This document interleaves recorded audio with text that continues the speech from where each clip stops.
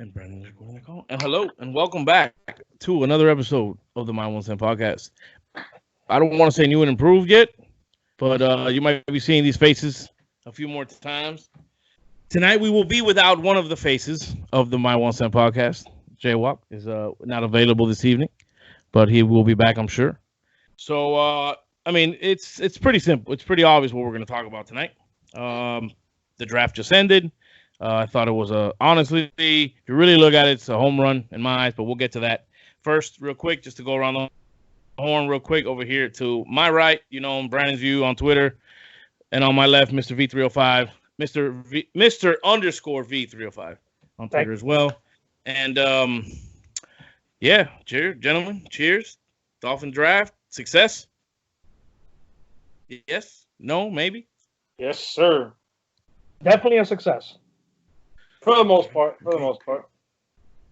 See, that's kind of why I asked that, because I've gotten different. Some people are ecstatic with it. Some people are they started hot and then they kind of, I admit there's a few things that I would have done differently maybe, but you know what? I trust. The one thing I'm going to say, my one statement throughout this entire process now is simple.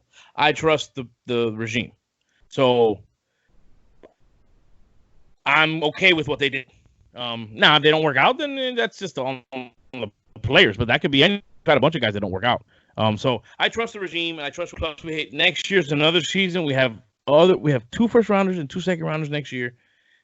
So next year could be the sexy year for the sexy. Maybe move up and get a. I can't say his last name, bro. Etienne. Yep. Okay. Yeah. So I mean, like, there's. Oh my God. And we'll get to that as well. I actually have a topic about the running backs again, so we'll get to that though. So obviously the highlight of the evening Thursday was not only me getting hammered on Instagram, but was the fact that we took the guy we wanted. We got the guy we wanted, and we didn't have to move up. We didn't have to give up anything. We got our guy. Yep. And so, I think Alex is. Are you there on audio, Mr. 305? Yeah, I'm good. Calling them people. Okay, yeah, because I don't know, you're not on camera, so that's fine. As long as you're there on audio, we can hear you. You can't see. Yeah, no, I can't see him. I see you, and that's it. I got Alex up here in a little bubble with only his picture. Yeah, no, I can see you both. That's weird. Whatever. I don't know what my shit's doing. Whatever. It ain't gonna be that much longer because I will be upgrading this piece of shit. So anyway, we got our guy.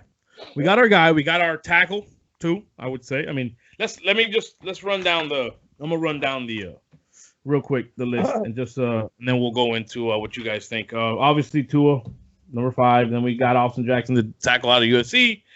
I can't say this guy's name. The cornerback from Auburn, Noah Hunt, that big boy from Louisville, Raekwon Davis, which I saw a lot of people were excited about that pick at that point. So I'm glad about that. I mean, Brandon Jones also got a reaction. Like, people were, plus isn't he hurt, or he got hurt at the end? Well, we'll get into it. Hold on.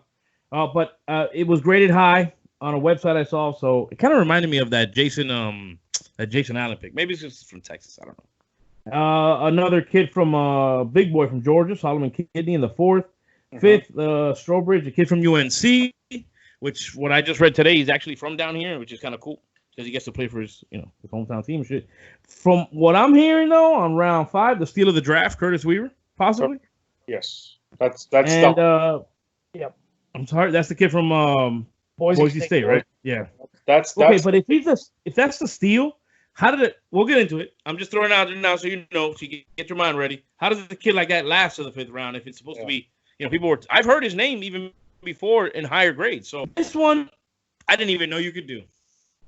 I didn't know you could draft a fucking long snapper, but apparently we did. So my dog's up. Hold on, because my dog's about to knock over my light, and she did. And she got scared, and that's what you get, bitch. Your ass on my light. Anyway, and you know what? I'm intrigued with that last pick, that Malcolm Perry kid. They said he was a quarterback, and I saw he was a running back. He's listed as a wide receiver. Like, this kid does it all. So, wait. Who knows what we're gonna get? I'm happy with what they did. I think even though I've told you guys that I don't like need, I prefer want sometimes, but we went need, and I think we filled some positions that we needed to, along with our signings. Like the offensive line is, I don't know what they're gonna do. I think they got so many options there. Yeah. The way to fill it out. Obviously, we didn't draft a running back. But I'm okay with what we did, giving up the 5th rounder for Breida. Him and Howard, I like the combination.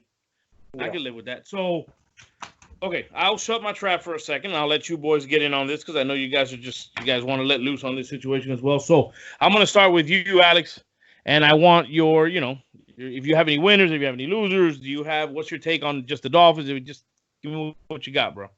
No, man, just to can you guys hear me all right? Yes, I can. Yeah, but on the Dolphins strictly, I'm still shocked they got Tua.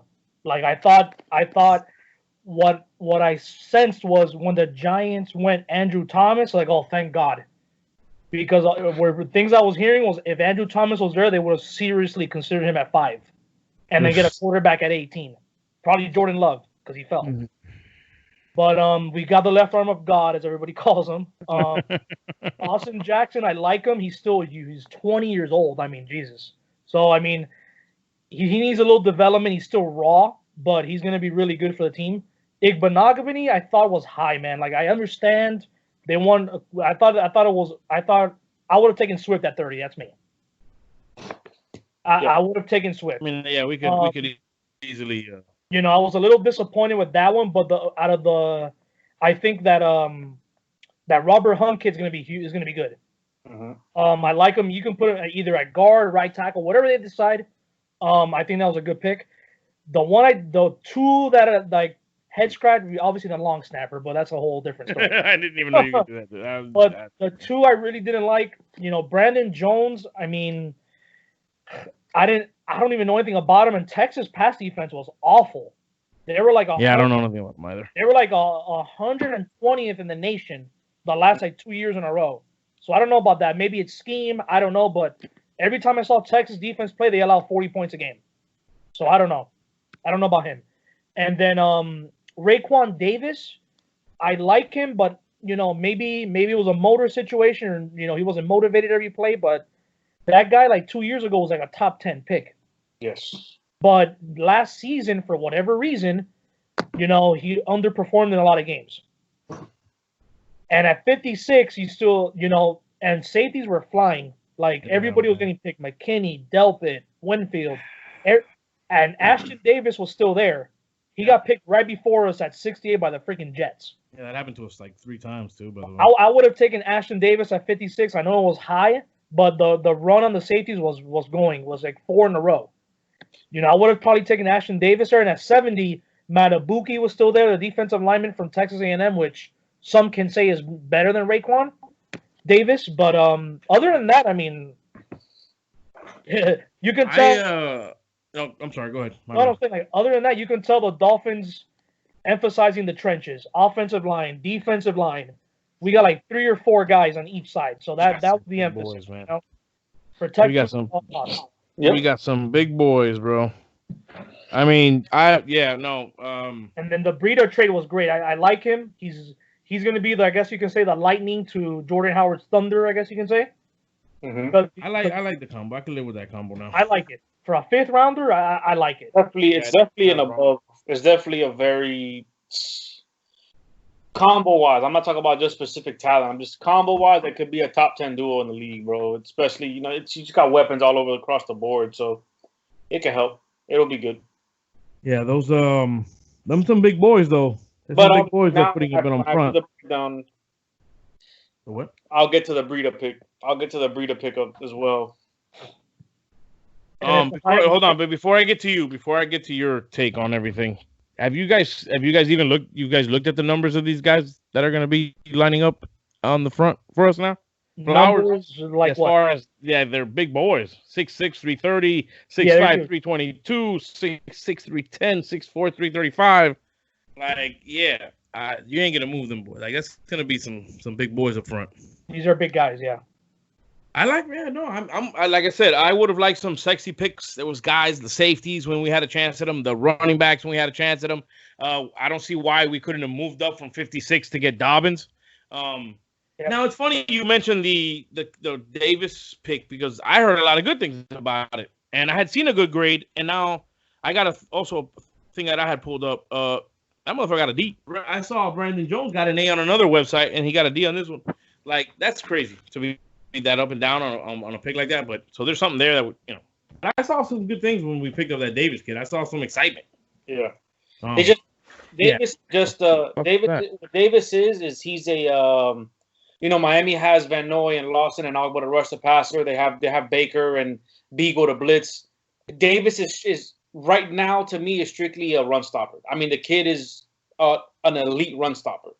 But, well, let me not say elite because he wouldn't have gone where he went, obviously, if he was an elite run stopper. But kid, that's what he's good at. You know what I'm saying? That's where the kid thrives. All right, so what's your overall take on the draft? Obviously, with Tua, bro, glad we got him. I think he was a target all along, but obviously, like I told you and Alex over the phone or on the live, that my scare was that somebody was going to trade up. Just for the record, I did not believe one bit about the trade up for the offensive tackle. I don't believe that if Thomas was there at 4 and Tua was there at 4, that they're going to take Andrew Thomas. I do not believe that one bit as well. I was worried that they do some shit like that, though. I told y'all that. Austin Jackson went high. I mean, you're selling to the fan base that you're trying to win right now when you get a developmental left tackle. It doesn't make sense to me. But is that are the Dolphins selling that we're trying to win now?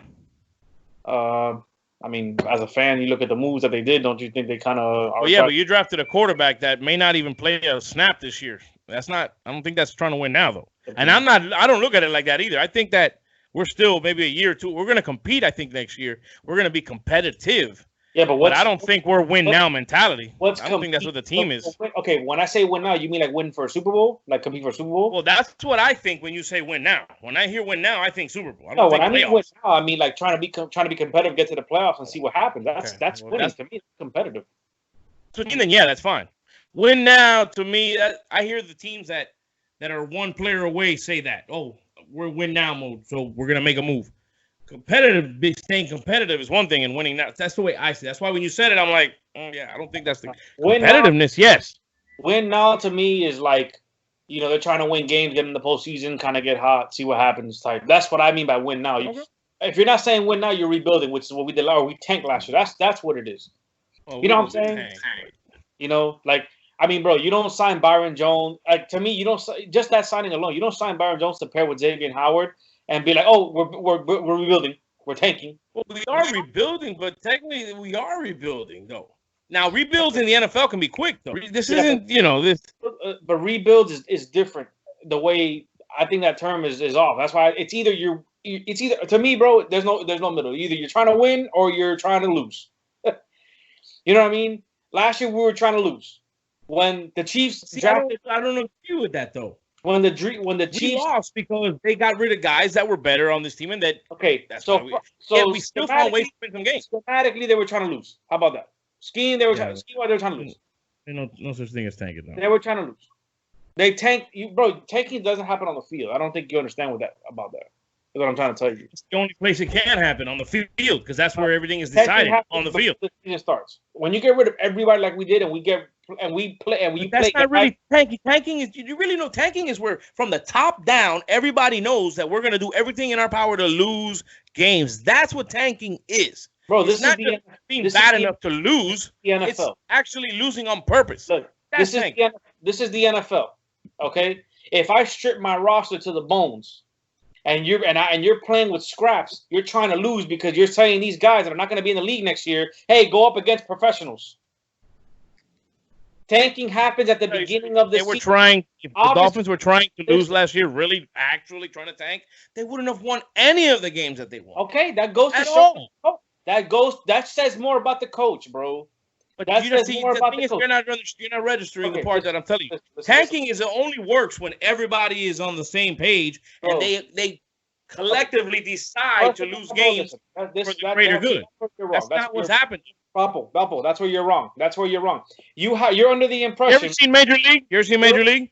You're under the impression that That's tanking. That's the only way tanking works. Bro, listen.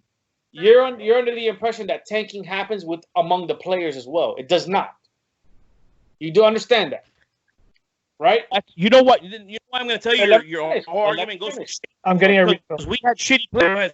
We had shitty players this year, and we won games. I just want to finish. That's all I want to do. I just want to finish. Something here. I just want to finish. Yes, bro, you are. You're missing a lot. You're missing a lot. No, you're not. I'm not. I'm really not. Black and white here. No, I'm really not missing. I'm not missing much.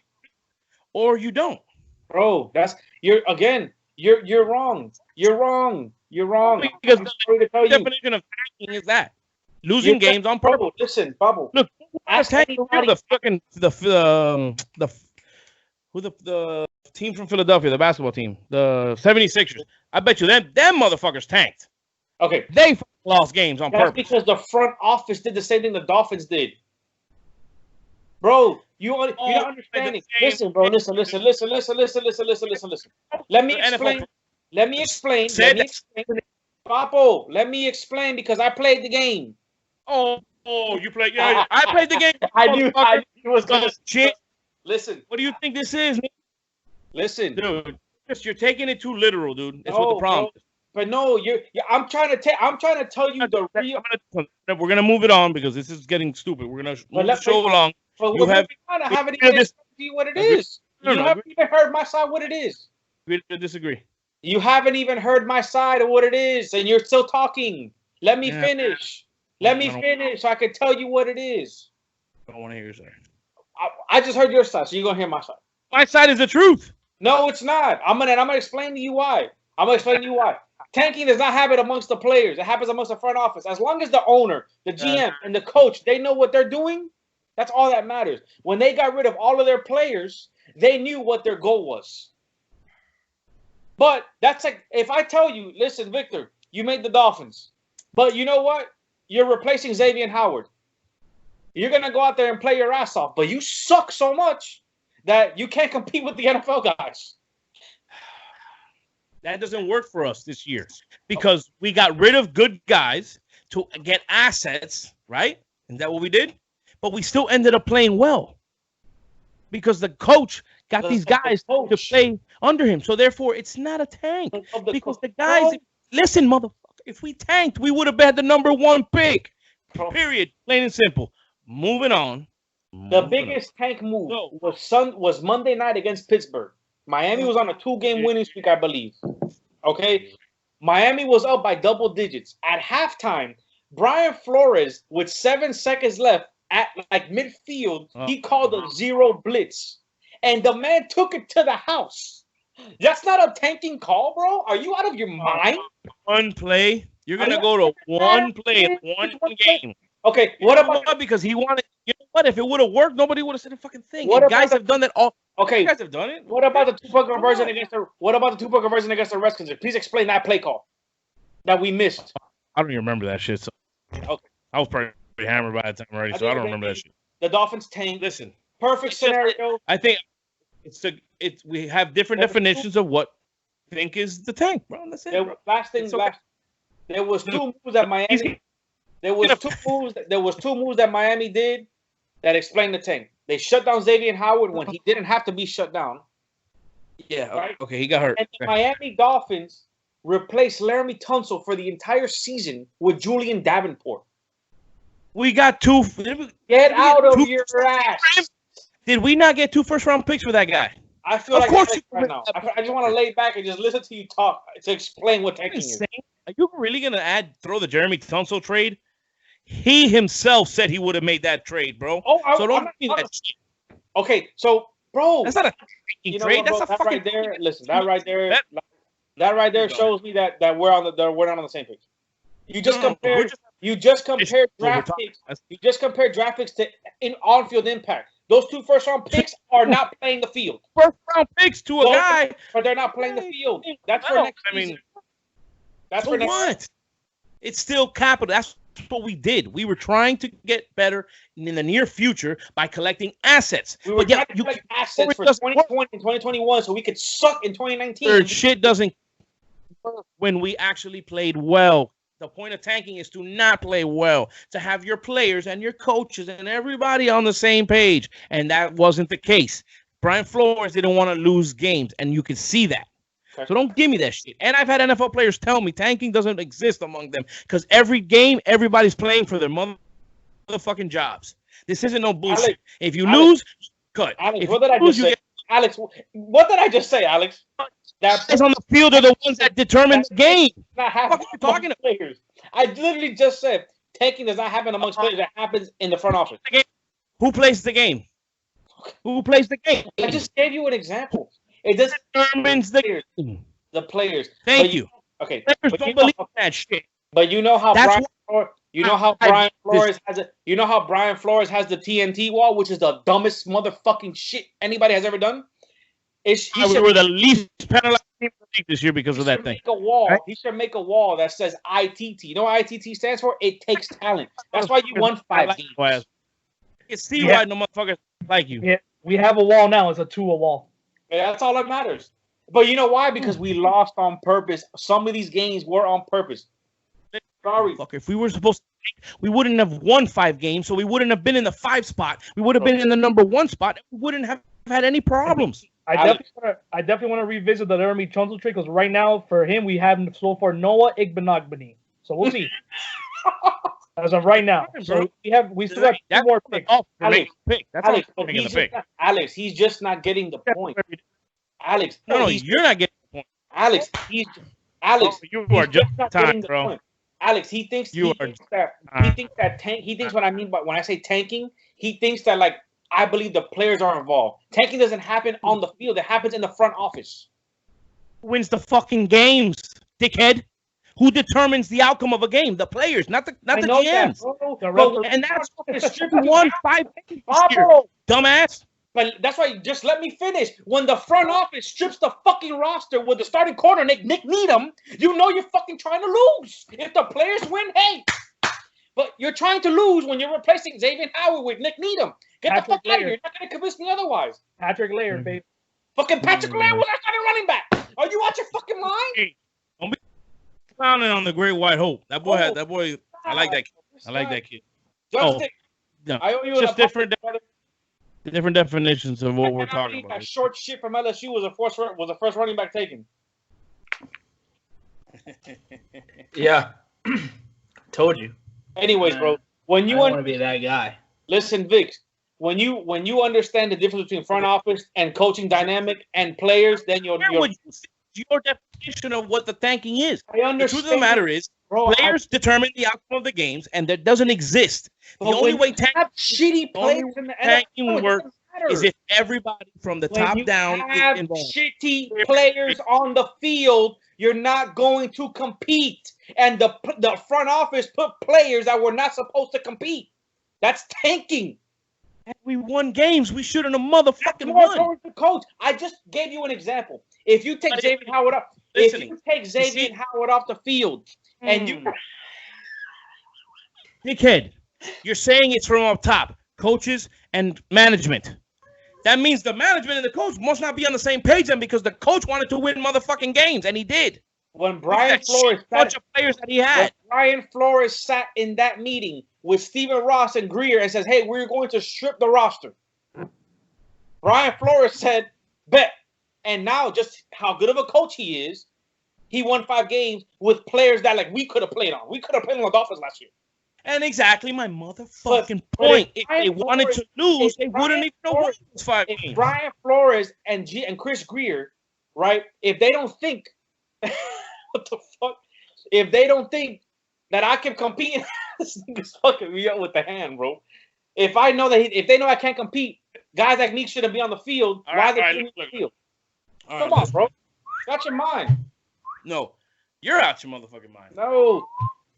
I understand that tanking doesn't happen on the field, bro. I understand it. But it's supposed to.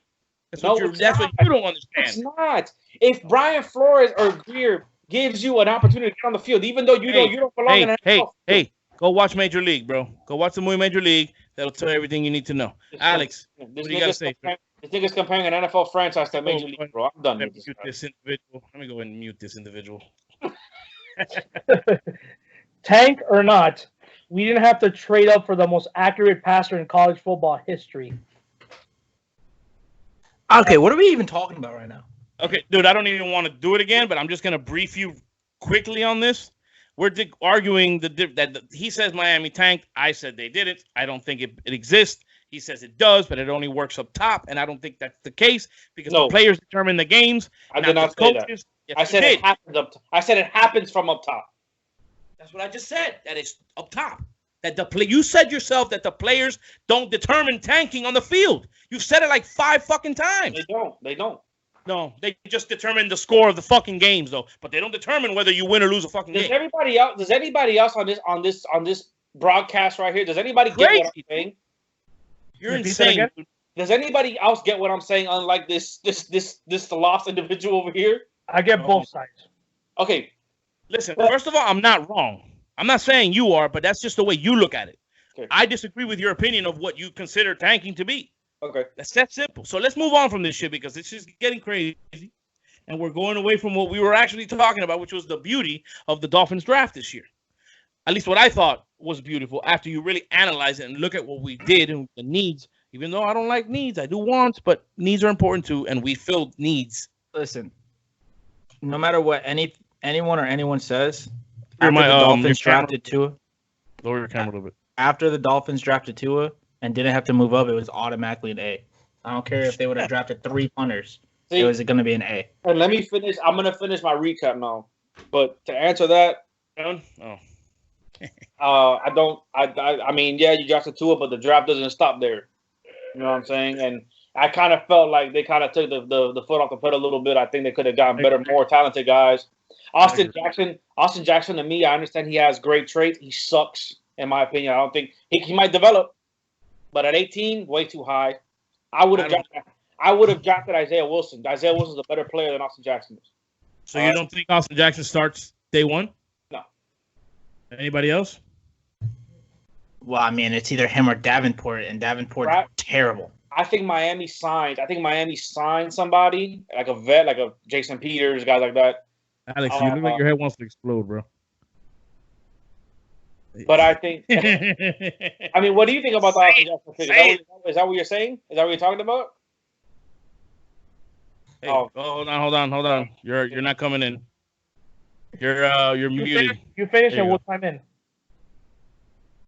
Okay, yeah. Austin Jackson, to me, like I said, is a very reach pick. I think they could have gone Isaiah Wilson, better player. The Noah pick, I think it's a luxury pick. I think it fits the system. I think you need a fifth DB in this defense or in the pass. It's a passing league now, so I like it. Robert Hunt, better pick than I think he's a better pick than Austin Jackson is. And you got him at the second round. Robert Hunt starts day one, in my opinion. As a matter of fact, I think Miami drafted 2 linemen that start day one. Which is Hunt and Kinley. That's a big boy, Kinley, bro, from Georgia. 5th round. Got my little notes here. You know, I got some notes for you too. Yeah. 5th round. Tanking. We got second round. We got Raekwon Davis, a great pickup where we got him at, but again, motor issue, and you don't know shit about tanking because again, you don't know shit about tanking. We got a cat war. We had a cat battle royal. Raekwon Davis, good pick. He'll be a rotational guy. Brandon Jones did not understand that one bit. Stupid, as a matter of fact, if I should say so myself. Kinley, starter. Strobridge, not going to make any impact. I've heard some good things about him. So I forgot who it was that mentioned something highly, spoke well about him. Who? One of the guys on the Strawbridge, whatever you call him. Strawbridge, I don't think he makes any impact. As a matter of fact, I think the guy we took later on, Curtis Weaver, like I said, biggest steal of the draft, he'll impact the season this year. Blake Ferguson, I'm going to take Jesus Christ. The season. That's insane, bro. Malcolm Perry. Malcolm Perry. I mean, we'll see. You know what I mean? We can do a couple things. And then trading for Matt Breida, Miami traded for the starting running back. Yeah. A start. Well, your duel, because you said on the text that Jordan Howard starts. Yeah, well, I think eventually he'll start, but I do believe that they got Breida to be the guy. My opinion. I don't know, bro. The guy's he's been on a couple teams and he's never gotten a chance to be the guy. Play with one. Who? What are you talking about? Howard? He was in Minnesota and he went to San Francisco and didn't he play? He played Breida? in 3 places. Breida played. I thought Breida only went to San Francisco. No, he played in Minnesota, and he went to San Francisco. I think there was another team in the middle somewhere there, but I may be wrong. I think it's only 2 teams. And he's had opportunities to start on both teams because at one point Adrian Peterson was hurt and he couldn't take over the starting job from what was that guy's name, bro? It was another fucking journeyman running back. He's only played for San Francisco. No, dude, Matt Breida was on the fucking Vikings for like 3 years. No, he's not. I'm looking at it right now. No, dude. Then there can't be. Then there's not 2 Matt Breidas in the league, though. I'm looking at it. I'm looking at it on my phone, Victor. Oh, Jesus Christ. Hey, boys. Can anyone tell me what round Matt Breida was drafted in? Just real fast. Undrafted. Oh, okay. All right. No, bro. He played for Minnesota. Where's the guy who played for Minnesota? There was a Matt Breida that played for Minnesota. I don't understand what the undrafted means by the running back. I don't like your favorite running back just went round 1, bro. Like your conversations are kind of shitted on themselves. No, I'm talking about devaluing running backs. I wouldn't have taken Clyde Edward in the first round, but they did. So, shit. When you do everything, you do everything, man. One of the best coaches in all of football. So obviously, running back is a very great position. What the fuck, dude? That's a luxury pick for them. It is. Yep.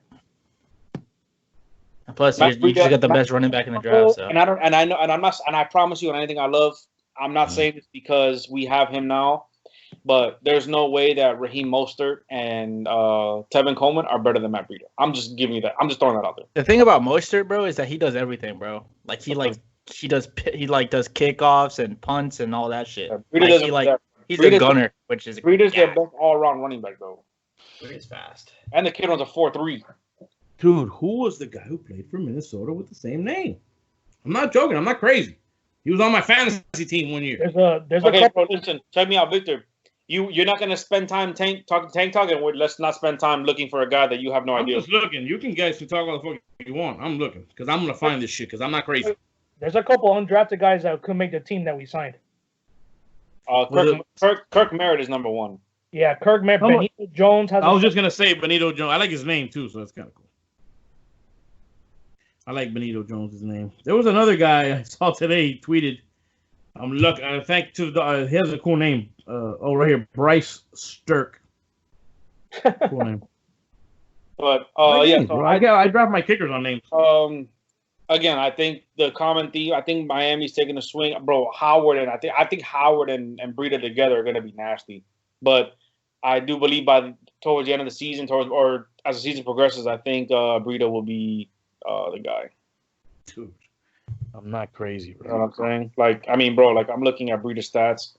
I mean, 123 attempts and he had 630 yards. I mean, that's nuts. He only had 1 touchdown, but Jordan Howard is the touchdown guy. You know what I'm saying? Red zone guy. This guy's still looking for the damn player. Yeah, because I'm not crazy, dude. I know. Oh no, never mind. I got him confused with Mad Eye.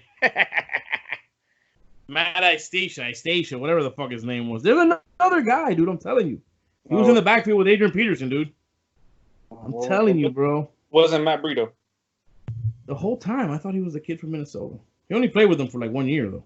Okay, that's why I was like, oh, that's perfect. He got traded to San Francisco. Let's get back because I'm out of here at 9. All right, hold on. I'm going to go get another beer, so you guys can go ahead and keep going on real quick. And, Justin, we were basically just going around having our recap of the draft. So if you want, you can go ahead and give us your recap. Winners and losers. And I'll be right back. Alex, what were you going to say about the Austin Jackson pick? Who, me? Yeah. Well, I mean, if I wouldn't have taken it. I wouldn't have. Reaction to me, like why'd you put your head down? Like, I was around, but I would have. From my understanding, they valued him a lot higher than Josh Jones because he fell a lot. Yeah, Josh Jones. What was he? A second, third round pick? He's out of the first round. Josh Jones. Yeah. I didn't like the Igbenogany pick. I thought if I were them, I would have stayed at 26 and I would have gotten Austin Jackson with Isaiah Wilson. That's what I would have done because he felt like 28, 29 Isaiah Wilson, I think. Yeah, Tennessee. That would have been right tackle, left tackle, future. Yeah. And then imagine then 3 in a row get Robert Hunt. That would have been crazy. I thought Tyler Bedaz was gonna fall to us, bro. I was praying, though. Yeah, Dallas traded up for him. Yeah.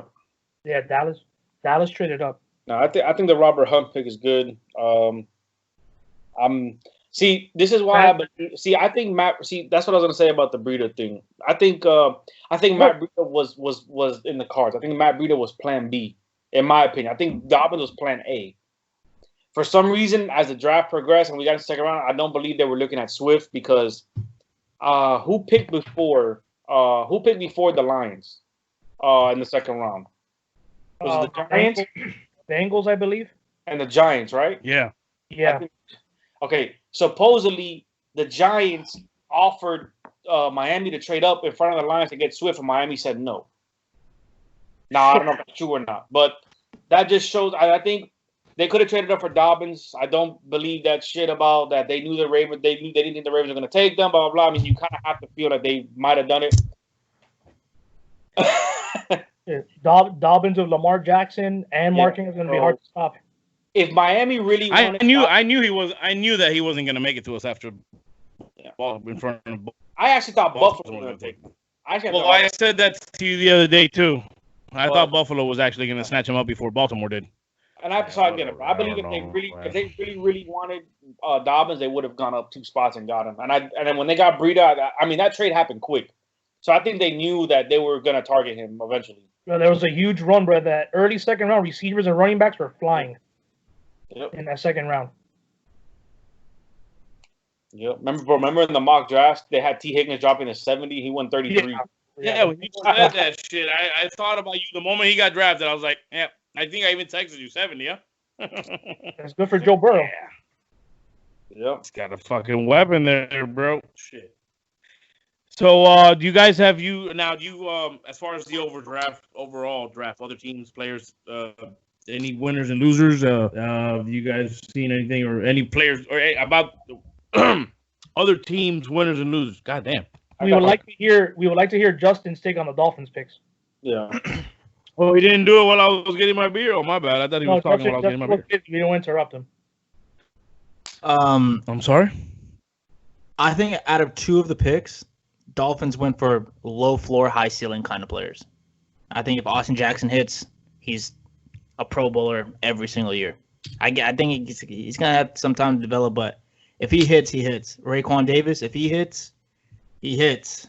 If Tua hits, he hits. So, I mean, I felt like they did what they were trying to do all offseason. I mean, they went for guys who they think have extreme high upsides, and they got them at the value that they want to get them.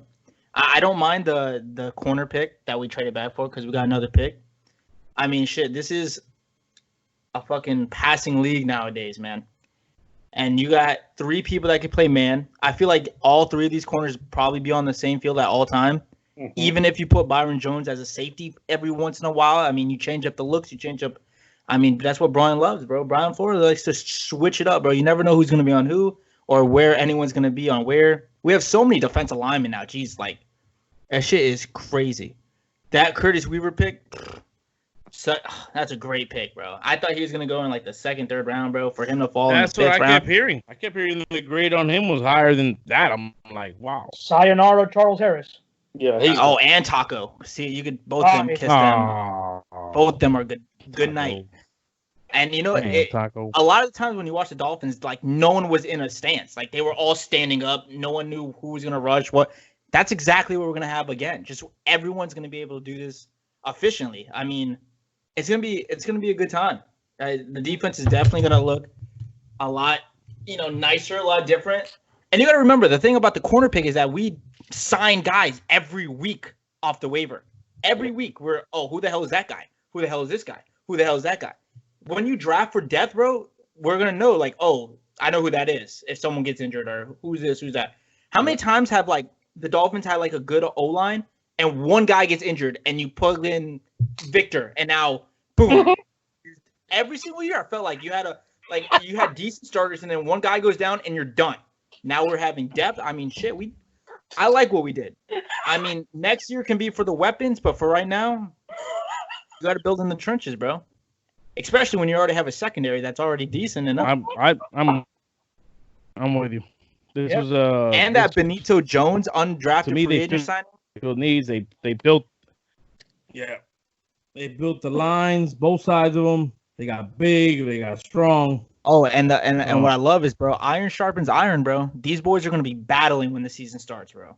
They're going to be you don't know who's going to make the team or who's not going to make the team.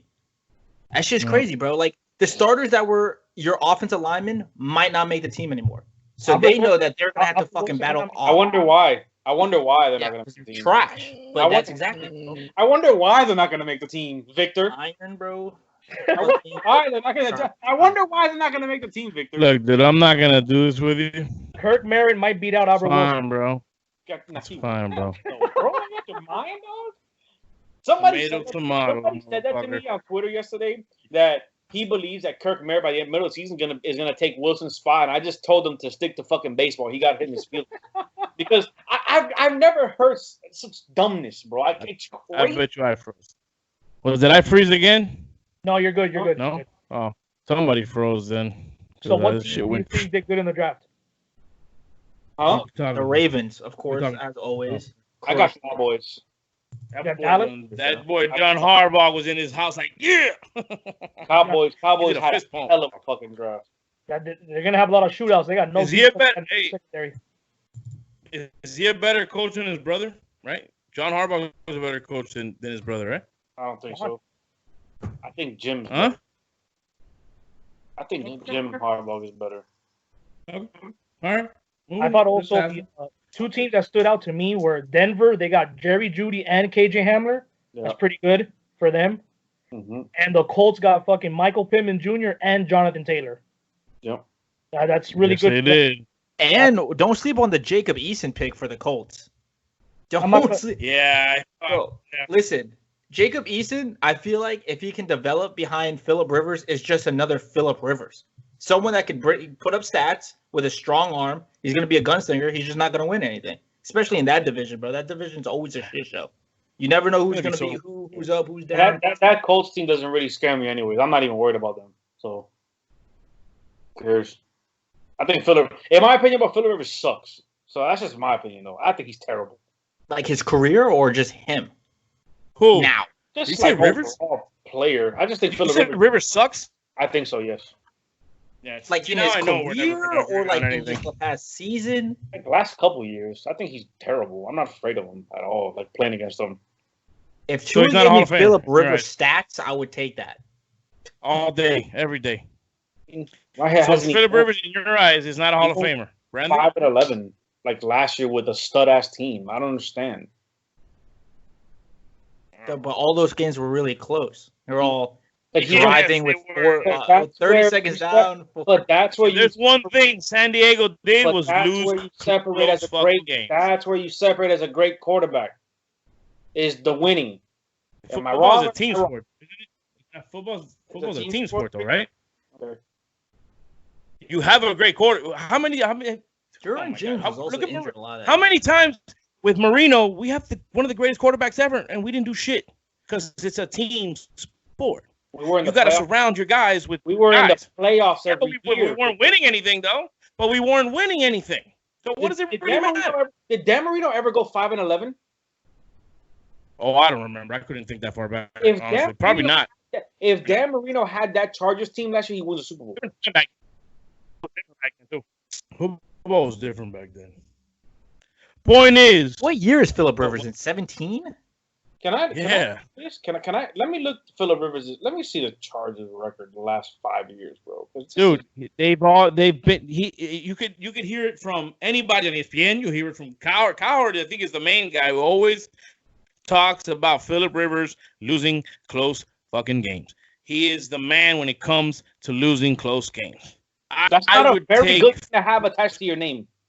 But it's not all his fault. It's a team fucking sport.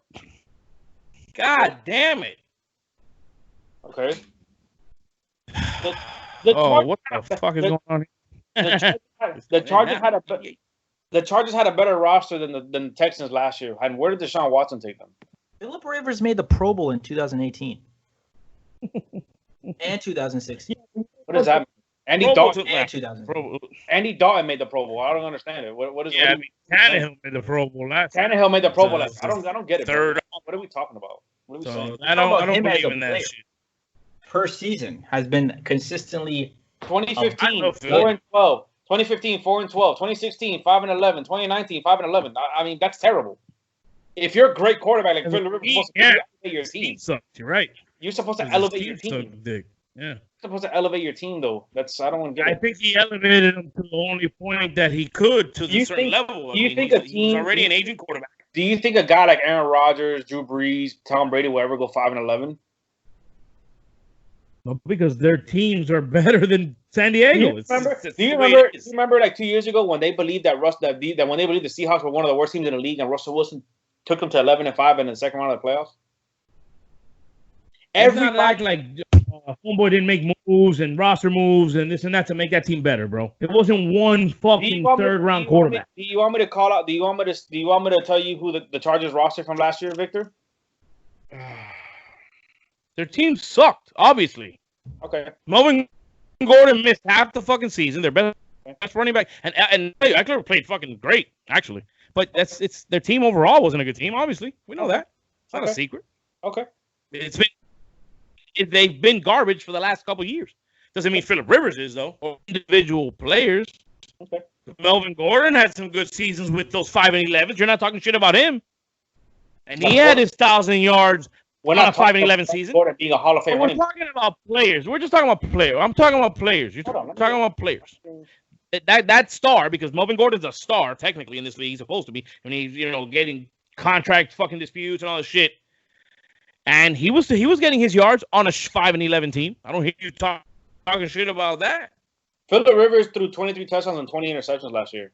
That's good. I didn't say he had a great year last year. I never said that. As a career, first of all, we started talking about Philip Rivers as a career, not as a 1 year thing. I'm saying last few years. Philip Rivers not. I'm just saying, last few years, it hasn't been very good. And I'm not. And this whole conversation started by me saying I wasn't afraid of the Colts because they have Philip Rivers as a quarterback. I'm not afraid of Philip Rivers. If we play them right now, we blow them the fuck out. Is everyone drinking the Dolphin Kool-Aid? What? Is everyone drinking the Dolphin Kool-Aid? Let's get to the season. Listen, bro. I don't think it's cool. It's on paper, this Dolphins defense will eat Philip Rivers' breakfast, lunch, and dinner, and dessert. The Colts have the best offensive line. He's also an old man with 9 kids. I get no sleep. The Colts have the best offensive line in football. Do they? Yes. That We could still be, don't know what his offensive line is going to look like. Costanzo, Quentin Nelson was an all-pro rookie season. Quentin Wilson nasty. Quentin Nelson's disgusting. Mm-hmm. And I think they only allowed like 2 sacks the first 12 games. So if they give the statue all day to throw, I mean, the you can only statue. cover so much. I see, bro, listen. All I see now when I hear Philip Rivers' name, all I see is Kiko Alonso running the other way, 57 yards for a game-winning pick six. That's all I see. All right, look. I know you got. You're on a time. Let's start getting ready to wind down a little bit. What I'd like to go around is get your grade. Can you guys give me a grade? I want a grade. Simple A, B, C, D, E, F. I don't give a fuck. I want a grade on the Dolphins overall draft of 2020. Mm-hmm. Alex. B. Elaborate brief why you give him a B. I mean, you can do that too, guys. I don't need just a B. You can elaborate on it if you want. You're asking me why? Yeah, I want you. Yeah, if you want to elaborate on it, yeah, go ahead. The Brandon Jones one scratches my head a lot in the third round, and the Raekwon Davis one, I know they want to beef up, but I thought there was a lot better options in that pick. Yep. So I said that's why I have it as a B. Okay. Brandon? B minus, same. I think. You give it a minus. Just to fuck with you, bro. Because I know you did it. Why do you think I said something? Obviously, the Tua pick was a home run, A+. After that, I kind of feel like they kind of wind it down. The Austin Jackson pick, head scratcher to me. The Noah pick, I actually love the Noah pick. The defense is going to be nasty. I like the Robert Hunt pick. The Strobridge pick, I don't understand. Brandon Jones, I don't understand. The long snapper, I don't understand. I mean, that's ridiculous. I don't understand why they did that. I mean, that kid from SMU was still up there, and they took, fucking a long snapper. I don't understand, bro. I don't get it. I think it felt to me throughout the draft that once Tua was on the Dolphins, everything kind of just started saying, oh, we got him, and that's it type shit. You know what I'm saying? And that's not how football works. Like you just said, it's a team sport, and I kind of feel like the Dolphins didn't think that. All right. Jay? I give it a B+. I feel like they missed out on a couple guys that they could have easily went up for. Didn't. Like Austin Davis, I wish one pick ahead. We couldn't get in front of the Jets to get there. I know they wanted Austin Davis too, and then we had to settle for Brandon Jones. Other than that, I mean, they did what they thought was value picks, I guess. But like Malcolm Perry, would I have drafted him? No. But other than that, I can understand and like the rest of the picks. Just the Brandon Jones and the Malcolm Perry are kind of iffy for me. Other than that, so that's why I give it a B+.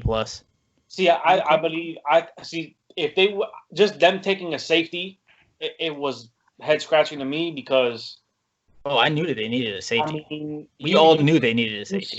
You drafted, and we had ample opportunity to get one too. We had chances. You drafted Noah to be your 5th DB, knowing that Bobby's the starter. I'm not a fan of Bobby. Bobby McCain isn't a good safety. In my opinion, the Dolphins. In my opinion, Dolphins stacked the board, and they just felt Noah was better than the McKinneys and the Delphis to take now. That's why they took him as the 5th body to be on the field. So I really hate Bobby McCain as a safety. I don't like him at all. I think the top 3 corners on your team are going in the season is Jones, X, and Eganagmani. And then under that is Needham. And 4 is Needham. Bobby McCain is a free. Bobby McCain is the best communicator on the team, on the field. But he's not the best athlete you want as a free safety type thing. Then why didn't they get Grant Delpit? You think they really just wanted Ashton Davis and they just didn't get him? Why not just get Ashton Davis is your prototypical fast free safety that's athletic. They wanted him. The DB coach wanted him. I believe that. Talked about it. Alex mentioned that in the interview. They talked about how a lot of players, like some players that they were like, "Damn, he got picked." I think that was one of the players that they were like, "Damn, he got picked 1 pick in front of us," and the freaking Jets, out of all of them, picked him up. If he fell to us instead of Brandon Jones, bro, it's an A for me, because he would start right away ahead of Bobby McCain. Yep. He's too athletic. I mean, the way he grew up, he's a grinder, bro, which Brian Flores likes, and he already knows the DB coach, and he probably can fit in the system real fast. So I think you guys are downgrading Bobby McCain a little bit too much, but that's besides the point. I don't know, bro. I don't have any good memories of Bobby McCain doing anything well. So. Look at the year that he earned his extension, and then come back and call me. He did that as a corner. It really didn't. I don't think he's a safety. He's a nickel corner. He did that as a corner. He got that extension as a corner. Correct. He'll do it and then Brian Flores changed him. Brian Flores' matchup and his defense is all over the place, so he's not going to play a set position. Like I said, Bobby McCain, it's perfect. He's a dog. He's a Brian Flores guy more than fucking Ashton Davis is. I would have liked Ashton Davis, just for the record, by the way. Would have been dope. Didn't need a safety once Noah got drafted. I thought DB should have been off the board. Didn't we give an extension to someone else too? That Colbert guy. He got another year extension. We gave one to Rowe. And the other did. Yeah, I was just gonna say we haven't even mentioned Rowe at all. Why? And we also signed Fidello. Nobody's gonna take Rowe's spot. Rowe's gonna be the strong safety. He'll be the. Well, I know. I'm just saying we're not even. We haven't brought him up as far as the total scheme of the defense. Eric Rowe. I mean, everybody's obviously gonna say Parker because he had the big year and all that, but Eric Rowe to me just shows you the guy that Flores is, right? Because Eric Rowe, I mean, bro, he was toast. At any other team, he would have been cut after those first 3 games. He would have been cut after those first 3 games. And Flores moved him to safety and he balled.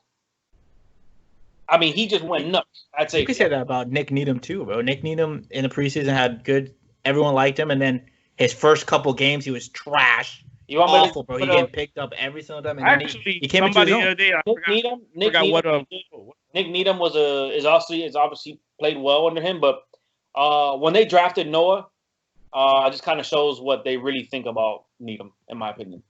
I don't think Needham is a nickel. That's why. I think they strictly got this guy to lock down your Edelmans, your guys that are just going to be in the slot the whole time. Yeah. The defense is going to be a good defense. Yeah. The offense is going to be, we're going to figure it out. But we still have weapons. And honestly, I know you guys are not going to like this. I don't think Tua is playing if he plays, he's playing the last game of the season. I said it. Of the season. I don't think I said he might not play a fucking snap. Anybody wanna wager that? Little my 1 cent wager for a week? What, one? Anyone here has a lot of money to wager anything, man. I barely have $1. But what do you want? What do you want to wager? Or didn't we already wager $25 on something? Yeah, that Preston Williams going to have a better season than Parker stats wise. And you're saying that Tua is not going to play a snap this season? I disagree 1,000%. He might play week 16 or 17. I wouldn't be shocked if he doesn't play. I wouldn't be shocked if he doesn't play this year. Would I like to see him play? Hell yeah. Of course, yeah. I would love to see him play. The guy that we all think he is, and he gets that fair opportunity to compete with Fitzpatrick for the starting spot, and Tua doesn't beat him out. It's a little bit of a what the fuck. Okay, but Mahomes didn't do it. Aaron Rodgers didn't do it. You sit these guys, and they can develop, bro. But Andy Reid didn't give Mahomes an equal opportunity to start against Alex Smith. Alex Smith was a starter from training camp day one. Okay, perfect. And I think Fitzpatrick's going to be the starting quarterback and since day one of training camp. But I understand what you're saying, Brandon, because I agree. I think if they give him the opportunity to compete with Fitzpatrick from day one, I think he beats him out. If he doesn't, then yeah. They didn't give Fitzpatrick an equal opportunity. They're going to give. If Tua's 100% medically for real. I think they're going to let him chill. When they walked into the Davie facility and they said this is an open competition between Fitzpatrick and Tua. And Tua does not win that competition, I'm going to sit there as a fan and be like, well, that's why they might not do that. Bro, I don't care if Tua is better than Fitzpatrick coming out. I'm not putting Tua behind an offensive line that you have no idea is going to be good or bad. There's no way. You're not going to have Tua come in a game and just get slaughtered by some fucking huge-ass guy running a 4-4 down your fucking throats. So that's why I think he'll probably play the last 2-3 weeks of the season. I hope he doesn't play in the beginning because I don't even know if the offensive line is going to be decent. We were the worst offensive line in the history of football last year. Just because you draft a couple of young guys doesn't mean you just change that around like that. They could still be in the bottom third. I mean, I don't want to put Tua behind a bottom third offensive line, and that's just. Obviously, hell no! I don't want that boy getting hurt. I don't want that boy getting hit a bunch of times. We want these boys to protect. If he goes out there and he gets injured, what that's going to do is psyche. I don't care how positive outlook you are. It's like, damn, I really just got hurt again, and this offensive line is still trash. I hope the offensive line is great. I mean, we all do, right? But I mean, until we know for sure, bro. You're not. We don't know until it actually. Listen, I mean, and I agree with you guys. I agree with you guys on the offensive line part. But at the end of the day, you got to introduce him to the league. But again, which goes back to point number one: if the doors open in Davie and Brian Flores says this is an open competition, if Tua wins the job, it doesn't matter if Victor, Alex, and Justin and Brandon are playing offensive line. Tua will be the QB1 week one. If he goes out there and he plays and he beats out Fitzpatrick, they're going to play the better player. What does Brian Flores always say? We are going to play the better player. Hey, again, if they come into camp, if we have the camp, and they come into camp and they tell us there's an open competition and Tua beats him out, then he deserves to fucking start from day one. Correct. That's simple. I mean, plenty of guys who get drafted in the top 5 start from day one. So you're gonna listen to a coaching staff. You're gonna listen to a coaching staff and a front office just smoke screen central. So if they tell you he is an open competition, you really think it's gonna be an open competition? Well, look, the beauty of our situation is that we don't need him to start from day one. That's the beauty of it. You smoke screening your own fans? Yes, they were smoke screening us this whole time. How? Oh, we're gonna trade up for a tackle. Oh, we're gonna do Justin Herbert. I don't think they were. I felt like they were smoke screening everybody else. They're I feel like they're they were smoke screening the other teams. They're not smoke screening the fans. Yeah, but there's plenty of fans that are dumbasses too. He's already and they were on like, oh. He's on the team. I mean, if it's not open competition, there's the coach. If it's not open competition, I think Flores is gonna come out and say Fitzy is our starting quarterback. Now, if he says Fitzy is our starting quarterback, but it's a competition, it's the same shit. Tua has an opportunity to start, depending on his play. But I'm gonna bring this back to you, bro. Tanking. Where does it start? From the top, right? That's what you were saying. So if they're like, listen, Tua's not gonna play, but you're gonna say there's an open competition, but there's not really an open competition. That's where your tanking comes from, right? Yeah, but regardless who the better player, they're not gonna say that Tua is not gonna play it and say it's open competition. They're not gonna do that to the fans when he's already on the team, though. It's different. How would you know? You're not them. No one really can be 100% sure. I don't understand how that's a tanking comment or statement. What are you saying? What do you mean? Because the front office, right, trade away all your talent so you can lose a lot of games, right? So what does that have to do with? So they got rid of talent to not play on your team. They shut down X early, so he doesn't play on your team. But what does that have to do with Tua versus Fitzpatrick? I don't understand. No, I'm saying even if they don't want Tua to play because they want him to sit him for a year, even if he's better than Fitzpatrick, I don't think they're going to let him play. Yeah, but that's what I'm saying. They're going to come out of camp and say Fitzpatrick is going to start, and he is the starter, barring any injury, like every other coach does. That's how Andy Reid did with Alex Smith when Patrick Mahomes' first year got drafted. If they really want to see what Tua can do, they're going to come out and say this is an open competition. It's Tua versus Fitzpatrick. Happens every year. I'd prefer if they didn't and just let us fucking. I don't know. I don't know what I want them to do. I think that we're in a good situation where we don't need him to play next year. We can let him sit for a year behind a guy like Fitzpatrick, who's a fiery leader. He's a fucking leader. The guy's a leader. This year, you could win with him. You could win with Fitzpatrick. The team. We discussed that because we've discussed the fact that we don't even know who our quarterback was going to be yet. And if it was Fitzpatrick, we can be competitive. And that was before the draft. We agreed that we can be competitive before. But I still agree the draft. But I still agree with the draft. Still we're going to be more competitive. We're not winning now. But we're still saying that. We're still saying that. I'm just saying a coach who believes in competition, believes in playing the best players. If you come out and you say this is an open competition and Tua is the better player, you don't play him. As a player, I'm going to look at, well, bro, you're not playing the best players. Well, didn't they do that for 2 games when they put Rosen in, and then they took Rosen out because they knew Fitzpatrick was better? Didn't Fitzpatrick was terrible leading up to the Cowboys game? I mean, look at the team he was playing with. That whole team was Alex, terrible. Hold on, Alex. You've been super quiet, dude. You all right there, bro? Because I can't see you on camera, so you're not on camera. I'm just listening. Just time. You got to time in. We got to just come in and get. I want to make sure you're there because I can't see you. For me, chime in, bro. For me, if Tua's 100%, you don't draft him in the top 5 to bench him the whole season. You don't redshirt a guy, you draft him in the top 5. No, bro. Justin Herbert, his situation's different. He was a 6th pick, but from the get-go, the Chargers said Tyrod Taylor's the number 1 quarterback. I haven't heard nothing from the Dolphins front saying that Ryan Fitzpatrick is the number 1 quarterback. No, not yet. So, not since the draft. Not since they drafted him. No. In my eyes, you don't draft someone in the top 5 to redshirt him.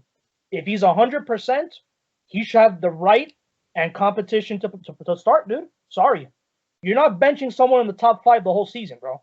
You're not doing that. Okay, so you're saying, though, he should be allowed to compete, not that he should be the automatic starter. If Tua is 100%, he competes during camp and wins the job, you're not going to bench him, bro. Okay. Come on. So he still needs to. So in your eyes, he should still compete. That's what I'm asking. He should still compete. You gotta win. You gotta earn your spot. Guys that come in, and Joe Burrow's going to be the number 1 guy from day one with no competition, no nothing. So that's what I'm saying. There's guys who come in teams, and they are the guy. You don't draft anybody, you don't draft someone in the top 5 to redshirt him if he's 100%. I don't think that's. I don't disagree. That's for sure. I mean, like I said, we're in a good situation where if they feel that he may need to sit, then he can, and if we can be competitive with Fitzpatrick. I honestly, personally, I'd like to see the kid play from day one. I'd like to see this team go out and fucking play, and let's just get going. I mean, but I don't want to risk him. I don't want to risk anything. either. I think from a fan standpoint and just how much hype we had him, I think every one of us would want to see him play. Now, it's again, if he's not 100%, then it's not the smart thing. Obviously, I agree with that. You know what I'm saying? But Fitzpatrick should start. But I can just imagine what those preseason games are going to look like. Everybody, those preseason games are going to. They better hope. Watch. Huh? The preseason games this year, they're going to be double of what people went last year. Wait till training camp opens. Training camp, you're going to see the training camp itself that is going to be packed. The first days will be nuts. Yeah. I haven't been to training camp in years, bro. I'm going this year if we have one. Day one, bro. I'll be there at 7:30. Tailgating. No, you can't tailgate on campus. All right, but like I said, man, park in the garage over to the top, bro. From a fan standpoint, I definitely want to see him compete, go out there, win the job, play from day one. Yeah. Health wise, obviously that's number one. If he's not healthy enough to compete, then it's different, And mind you, what I said about him competing for the spot is only if he is 100%. If he comes into camp and he says, "Oh, there's still some this," then you kind of just say, "Okay, bro, Fitzpatrick is the guy." Yeah. I agree with that. Now, if he's 100%, though, what if that's a smoke screen too? Maybe. But that's the trick. You don't know what they want to tell you. I don't see the concept of smoke screening your own family. I agree. With anybody. I agree. You know what I'm saying? You don't do that. You don't do that to the people who keep the organization going. You feel me? You want to know the only reason they would smoke screen us in this situation is if maybe there was something that they weren't telling us about Tua's health, that they still drafted him anyway, and then maybe he may not be 100%. That would be the only way. Yeah, the only way I smoke screening us, but I don't even think that's the case. Injury wise, they owe us nothing. They don't have to tell us if he's this, but they keep ramming that down our throat. They keep putting that down our throat that he is 100%. He's 100%. He's 100%. Why? There's no other reason. There's no reason for you to lie about that. Speaking of health, I pray that Preston Williams is 100%. If the kid is 100%, it's an open competition. Yeah. We'll see. All right. You got to get out of here. Yeah. Let's guys, are your cameras off though? Is that what's going on here, bro? No. Oh, that's weird. I don't know why I don't have everybody on the board. I like looking at everybody's face when I say peace. But what? I see everybody. I see you, but I see Brandon and I see Alex and Jay up here on the bubble. I don't know why that's weird. I just see me and you. Don't matter. That's all good. Justin, Alex, you could see me as well? Yes. Yeah, I see everybody. That's all right. I'll be getting my new laptop soon, so this won't be an issue. Woohoo! I won't have these crazy situations. So I hope everybody enjoyed this episode of the My 1 Cent Podcast. I think we dove into the recap of the draft pretty deep undercover. Justin joined us late. I didn't think he was gonna make it, but I'm glad he did. And so we were to get the four horsemen in here. Tua just posted on Instagram that he's picking his number in the next couple of days. God, you know what? Please ask Marino to let you wear 13 and see if he lets you, bro. Justin, do you think he's gonna let him wear 13 if he asks for it? No. Why? I agree. Marino's that cool. Hey, Justin, bro, a rare occasion, bro. I agree with you on something, bro. Fuck. You don't think Marino should let him wear number 13? Marino was the biggest asshole fucking guy ever, bro. You think he's just gonna let him fucking use his number? But that's not. But I'm asking, do you think he should let him? Is what I'm saying, not whether he will or not. So you think 13 should stay to the man? That's it, Dan the man. I think so. Because if Tua wears number 13, bro, and he wins the Super Bowl, I'm gonna shove that Super Bowl down Marino's fucking throat. Hey, bitch, how you feel about me winning a Super Bowl with your number? Hey, I love Marino. Well, you have it. I'm sorry. Marino, I love Marino, dude. You know, I've heard he's an asshole, but whatever, dude. It is what it is, bro. That guy was a beast. So, from everybody here at the My 1 Cent Podcast, stay safe, stay clean, stay healthy, and put your mask on. Yeah. And fins up, and we'll be back. And by the way, just so everybody knows, we will be getting back to what the show is. We've been doing heavy sports, heavy draft, because this is what we got. It's a sense of normalcy with everything that we got going on right now. There's no sports, so this was the one bit of normal that we had, and so we had to address it in every angle we could. So I hope you guys enjoyed the last two episodes of Draft Talk, And we will be coming back strong with some more, some good shit. Believe that. So let me know when with all that, everybody. Good night. What? Stop recording in a second. Do it. Just stop recording, bro. Okay, Right. Peace. Hold on.